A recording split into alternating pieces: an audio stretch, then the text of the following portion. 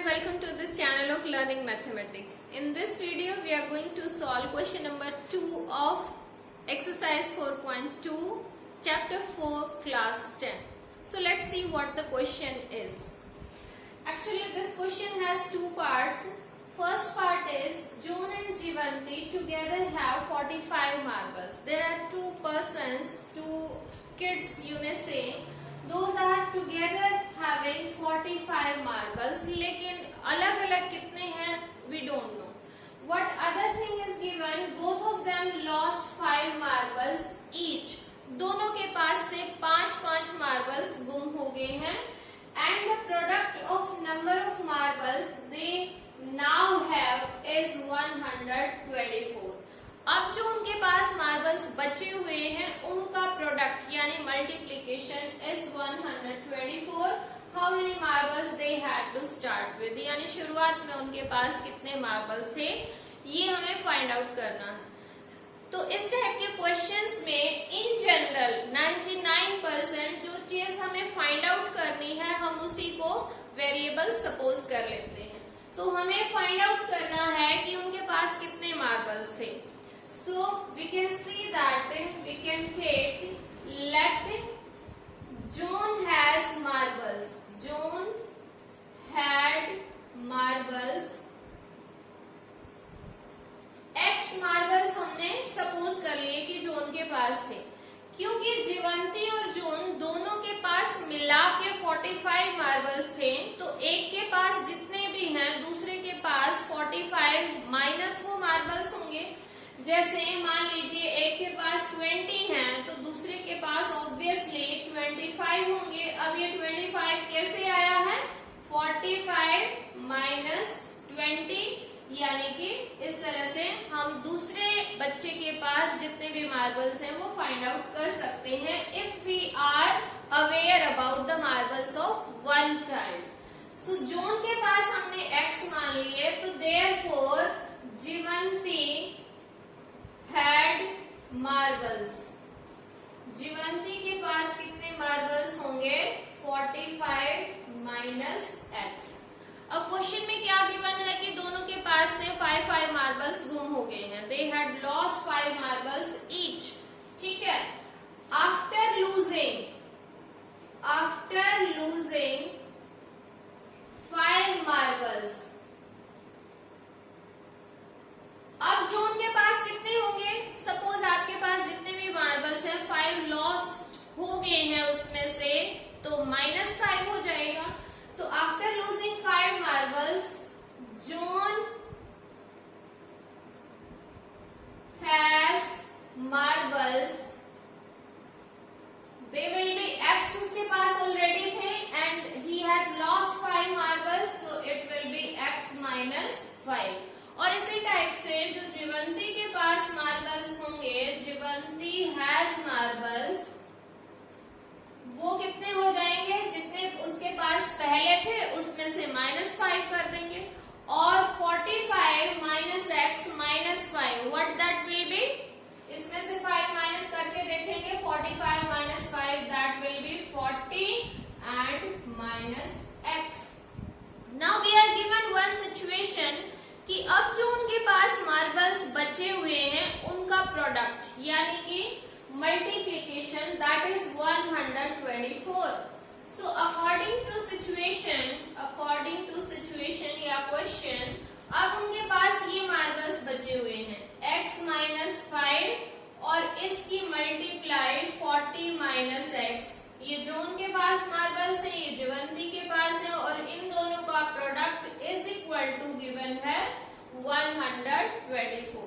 तो ये हमारे पास एक तरह से इक्वेशन फ्रेम हो गई है. अब हमें इसको सिंप्लीफाई करना है and now we are going to multiply to have the equation.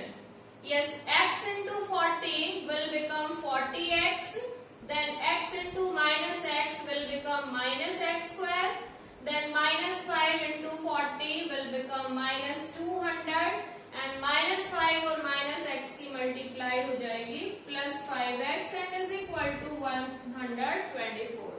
So this is the equation. अब हम इसको और थोड़ा सा सिंप्लीफाई करेंगे. So this is -x लिख दी। फिर 40 and 5 both the terms are like terms and both are positive, तो पॉजिटिव है तो ऐड हो जाएंगे 40x and 5x will become 45x. Then we have this minus 200 और इसको भी हम लेफ्ट हैंड साइड ट्रांसपोज कर दें तो this will become minus 124 equal to 0. So both of these terms together, both are negative terms, so obviously these will be added with a negative sign. So this will be minus x square plus 45x minus 324 equal to 0. तो ये हमारे पास quadratic equation आ चुकी है. Now we need to solve. तो solve करने के लिए हमारे पास वैसे तो कई सारे मेथड हैं, but in this exercise we are supposed to find out the roots by factorization. तो उससे पहले हम इसको स्टैंडर्ड फॉर्म में कर लेते हैं. Since the first term is negative, in general we make it positive. How? By multiplying the whole equation by -1. या फिर यूं कह सकते हैं कि सभी टर्म्स के साइन चेंज कर दीजिए. So this will become x square. This will become minus 45x and this will become plus 324 equal to 0. So this is our standard equation. Now we need to factorize it. तो factorization में क्या करना होता है? Here I am solving this roughly. So x square का coefficient which is 1 here and constant term is 324. तो इन दोनों की मल्टीप्लाई हो जाएगी 324 and now we need two factors of 324 which when will be added give us minus 45. See, addition से minus आना चाहिए और मल्टीप्लाई से प्लस होना चाहिए. तो ये चीज हमें एक इशारा करती है कि both the factors will be negative factors, क्योंकि दोनों नेगेटिव टर्म्स को जब हम मल्टीप्लाई करेंगे they will become positive and when will be added they will remain negative. तो 324 के हमें ऐसे फैक्टर चाहिए कि -45 आए. इसके लिए हम क्या करते हैं, इसके कुछ फैक्टर्स ट्राई करेंगे. जैसे इसको 1 से मल्टीप्लाई किया तो ऑफ कोर्स 324 रहेगा. These are the two factors. Then ये 2 से भी डिवाइड होता है तो 2 भी इसका एक फैक्टर है और 2 के साथ साथ ही हमारे पास 162 भी इसका एक फैक्टर है. लेकिन इनको ऐड करने से हमें 45 नहीं मिलेगा. Now we can see that 3 is also a factor और 3 के साथ जो है 108 भी इसका फैक्टर है, लेकिन ये भी हमें डिजायर्ड रिजल्ट नहीं दे रहा है. इसके बाद 4 भी इसका फैक्टर है और 4 से जो है ये आ जाएगा 81. इससे भी हमारा जो है आंसर सही नहीं आया. इसके बाद 5 इसका फैक्टर है नहीं तो 5 को हम नहीं लेंगे. इसके बाद ये डिवाइड होता है 6 से. 6 5 जा एंड देन 6 4 जा. लेकिन 54 और 6 को ऐड करने से 45 नहीं आया. दैट मीन्स यहाँ भी बात नहीं बनी. देन 7 से ये डिवाइड नहीं हो रहा है. आई थिंक 8 से भी डिवाइड नहीं होता. देन 9 से कैसे डिवाइड करते हैं, कैसे पता चलेगा? सम ऑफ डिजिट्स. 3 + 2 + 4 कितना हुआ? 9. ऑफ कोर्स 9 से डिवाइड होगा यानी 9 इसका एक फैक्टर है. तो 9 और जब हम यहाँ पर 9 से इसको डिवाइड करते हैं तो 9 3 जा 27 एंड 9 6 जा 54. और यहाँ पर अगर हम देखें 36 एंड 9 की मल्टीप्लाई तो 324 हो जाएगी और साथ के साथ अगर हम इनको ऐड करेंगे तो 36 + 9 क्या होता है? 45. तो इसका मतलब ये दो नंबर्स हमारे पास राइट नंबर्स हैं to split this middle term. लेकिन दोनों के साइन नेगेटिव लेने होंगे क्योंकि यहाँ पर ये टर्म नेगेटिव है. So let us replace this 45 with our numbers 36 and 9. So minus 36 x and minus 9x then plus 324 equal to 0. सो हमने मिडल टर्म स्प्लिट कर दी है और अब हमें क्या करना है, इसके लिए हमें कॉमन लेना है। ठीक है, नेक्स्ट स्टेप क्या होता है, common. So x is common, x minus 36 minus 9 यहां से कॉमन और ये भी आ जाएगा x minus 36 equal to 0। So x की वैल्यू आई -9 एंड यहाँ पर x minus 36 equal to 0। So we have factorise this equation. ये हमारे पास जो इक्वेशन थी वो फैक्टराइज हमने कर दी। And now these two factors what we will do, we will put equal to 0। ठीक है, putting each factor equal to 0, putting each factor equal to 0, we get factor equal to 0, we get, देखिए जब हम x minus 9 को equal to 0 put करेंगे तो x की value हमारे पास क्या आ जाएगी, 9। और जब हम x माइनस 36 को इक्वल टू 0 पुट करेंगे तो वहां से x की वैल्यू आ जाएगी 36। तो यहां से हमारे पास दो आंसर आए हैं x के, 9 और 36। अब बहुत बार बच्चे यहीं तक आंसर छोड़ देते हैं, लेकिन अगर हम देखें तो हमने यहाँ पर x की वैल्यू फाइंड आउट की है। क्या क्वेश्चन में कहीं ये लिखा हुआ है कि find out the value of x? No, हमें तो ये बताना था कि उन बच्चों के पास कितने मार्बल्स थे। तो उसके लिए हमने खुद सपोज किया था कि जून के पास x मार्बल्स हैं और x की वैल्यू आ चुकी है। तो इसका मतलब क्या हुआ कि जून के पास या तो 9 मार्बल्स होंगे या फिर 36 मार्बल्स होंगे। और उसी के अकॉर्डिंग जीवंती के पास क्या आ जाएंगे, 45 माइनस मार्बल्स विद जून। ठीक है, तो दे हैड 36 और 36 एंड 9 मार्बल्स। उनके पास जो है वो 36 एंड 9 मार्बल्स थे, यानी कि जून के पास अगर 36 थे तो जीवंती के पास 9 थे, और अगर जून के पास 9 थे तो जीवंती के पास 36 मार्बल्स थे। क्योंकि इस क्वेश्चन में और कोई कंडीशन गिवन नहीं है कि उसके पास ज्यादा थे, उसके पास कम थे, लाइक दैट। तो these two answers are permissible. कहने का मतलब ये है कि उन दोनों के पास इतने मार्बल्स थे, एक के पास 36 होंगे और एक के पास 9 मार्बल्स होंगे। So this is how to solve this question. I hope you got it and you can revise the question. Till then I am reading this second question. Second part is, a cottage industry produces a certain number of toys in a day.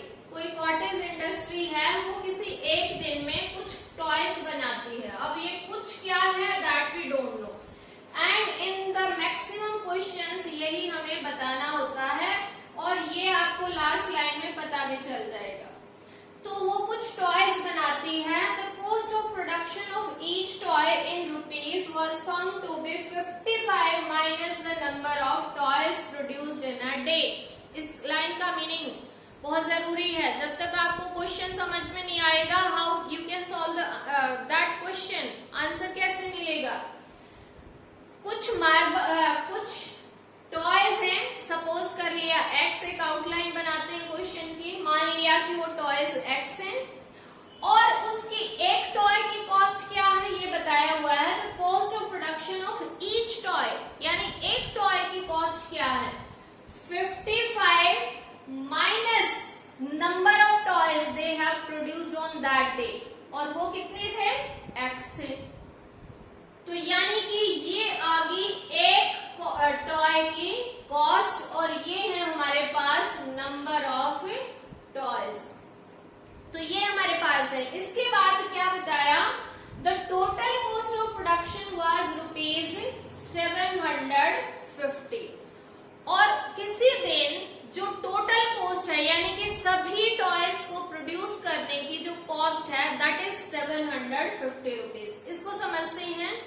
Suppose आपके पास में 7 toys हैं और आपको ये पता है कि एक टॉय की कीमत जो है वो 10 रुपए है, तो टोटल कीमत कितनी होगी उसके लिए सिंपली आप क्या करोगे, यू विल मल्टीप्लाई, या फिर आप बार बार ऐड भी कर सकते हैं।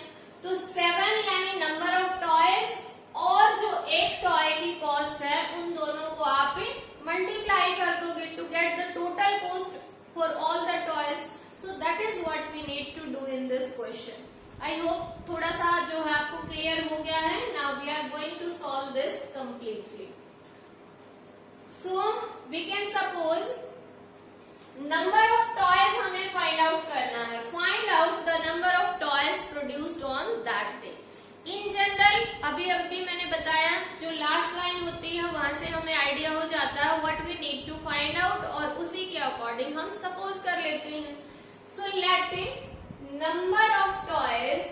number of toys produced in a day are x। एक दिन में x जो है उन्होंने टॉय प्रोड्यूस किया है, तो therefore cost of each toy, हर एक टॉय की जो कॉस्ट है that is also given in the question, 55 minus number of toys, so 55 minus x is the cost of one toy। Total cost कितनी हो जाएगी, टोटल कॉस्ट विल बी, अभी आपको बताया, number of toys multiply by cost of one toy, यानी कि x into 55 minus x, ये हो जाएगी टोटल कॉस्ट। और क्वेश्चन में अब गिवन है कि टोटल कॉस्ट तो 750 रुपीज है, तो दैट मीन्स ये जो कॉस्ट है that should be equal to 750, और वहीं से हमारे पास इक्वेशन बन गई है। अकॉर्डिंग टू सिचुएशन या question, x into 55 minus x is equal to 750। यही एक जो है इक्वेशन, इसी में दिक्कत होती है मैक्सिमम बच्चों को, तो आपको इसके लिए थोड़ी सी तो प्रैक्टिस करनी होगी। सेकेंडली क्वेश्चन की जो रीडिंग है वो बहुत अच्छे से आप करोगे, आप हर चीज को ध्यान से समझोगे। इक्वल टू का साइन आपको लेके आना है गिवन सिचुएशन के अकॉर्डिंग। तो जब इक्वेशन बन जाएगी उसके बाद तो उसको सॉल्व करना है by splitting the middle term. अब देखिए मल्टीप्लाई करेंगे x और 55 के, 55x, then x into minus x will give us minus x here and is equal to 750। So equation बन गई है। इसको हम स्टैंडर्ड फॉर्म में लिखने के लिए पहले x स्क्वायर वाली टर्म, देन प्लस 55x, और इसको हम लेफ्ट साइड ट्रांसपोज कर दें तो ये आ जाएगा माइनस 750 एंड इक्वल टू 0। अब जैसा कि पिछले क्वेश्चन में भी था, फर्स्ट टर्म नेगेटिव आ गई है। जनरली फर्स्ट टर्म को नेगेटिव नहीं रखते हैं हम, उसके लिए हम क्या करेंगे, सभी टर्म्स को माइनस से मल्टीप्लाई कर देंगे। So this will be x square minus 55x and plus 750 equal to 0। So this is our equation and now we need to factorize it। उसके लिए फिर से वही प्रोसीजर जैसा कि हम पिछले क्वेश्चन में भी देख चुके हैं। x स्क्वायर का coefficient which is 1 here will be multiplied with constant term which is 750। तो इन दोनों की मल्टीप्लाई आ जाएगी 750। अब फिर से वही, हमें दो ऐसे नंबर चाहिए जिनको मल्टीप्लाई करें तो 750 आए और जो ऐड करें तो क्या आए, माइनस 55। सोचते हैं, देखते हैं, प्रोसीजर वही है। तो पहले हमने 1 से करेंगे तो ऑब्वियसली नहीं होगा क्योंकि 750 बहुत लार्ज नंबर है। 2 से, 3 से, मैं थोड़ा सा ट्राई करती हूँ 5 से ये डिवाइड होता है, 5 से ये आ जाएगा 150, लेकिन ऐड करें तो अब भी क्या आ रहा है 155, बहुत लार्ज नंबर है, हमें चाहिए सिर्फ 55। ओके, 10 से भी हमारे पास ये डिवाइड होता है, 10 से करें तो ये आ जाएगा 75 into 10, that will also give us 750, लेकिन ऐड करने से 85 आया है, that means that is not the correct option. इसी टाइप से अगर हम यहाँ पर 15 से इसको डिवाइड करें 15 से, तो ये आ जाएगा 50। 15 5 जा 75, तो यहां से आ गया है 15 इंटू 50 750, बट फिर से ऐड करने से 65 आया, जबकि हमें क्या चाहिए 55। तो और आगे बढ़ते हैं, 20 से भी ये डिवाइड होता है, 20 से डिवाइड नहीं होता, लेट अस से इट बाय 30 से डिवाइड हो रहा है, तो 30 से डिवाइड करें अगर हम इसको, तो क्या आएगा, तो 30 से डिवाइड करेंगे 0 and then it will be 2 5, यानी कि 25, यानी 25 एंड 30 इन दोनों की मल्टीप्लाई भी क्या है 750 है, और इनको अगर ऐड करें तो 55 आता है। That means these two numbers are the correct numbers which we need to put here in place of 55. But फिर से सोचिए, यहाँ है -55, यानी कि ऐड करते हुए नंबर्स माइनस के होने चाहिए, और मल्टीप्लाई करें तो क्या आना चाहिए प्लस। तो इसका मतलब दोनों नंबर नेगेटिव होंगे, और यही तो हमें चाहिए। So let us substitute x square minus 30x minus 25x and then plus 750 equal to 0। इस बात को आप हमेशा जो है चेक करेंगे कि दोनों कंडीशंस जो है वो पूरी होनी चाहिए, मल्टीप्लाई वाली भी और ऐड वाले भी, तभी वो राइट नंबर्स होंगे जो कि आप सब्स्टिट्यूट कर सकते हैं। Yes, next step, common, x is common, so x minus 30, यहाँ से -25 is common, x यहाँ बचेगा, क्योंकि हमने नेगेटिव साइन कॉमन लिया है तो obviously it will B minus, और 25 से ये डिवाइड करेंगे तो ये आ जाएगा 30 इक्वल टू 0। देखिए दोनों ब्रैकेट्स में सेम टर्म्स हैं, that means we are going to do it correctly. So x minus 30 और into x minus 25 equal to 0। So यहाँ से आपके पास नेक्स्ट लाइन क्या लिखनी है, put in each factor equal to 0। जब आप इक्वल टू 0 पुट करोगे तो यहाँ से आपके पास आ जाएगा 30 और 25। सो हमारे पास दो ऑप्शन आ गए हैं कि x की वैल्यू या तो 30 होगी या फिर 25 होगी। सो लेट अस सी कि 30 अगर है then what is there, and अगर 25 है then what is there.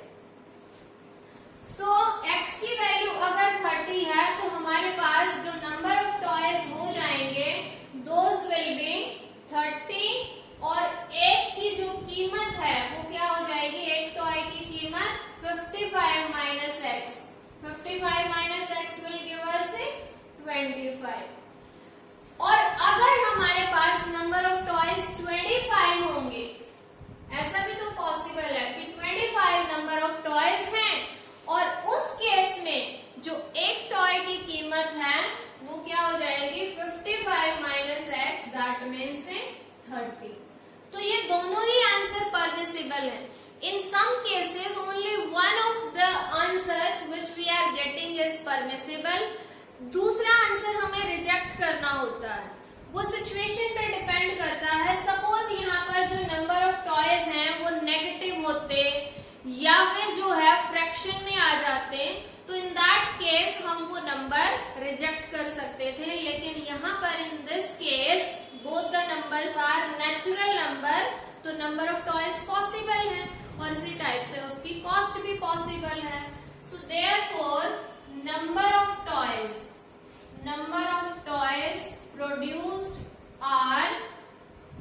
produced are either it is 30 और 25।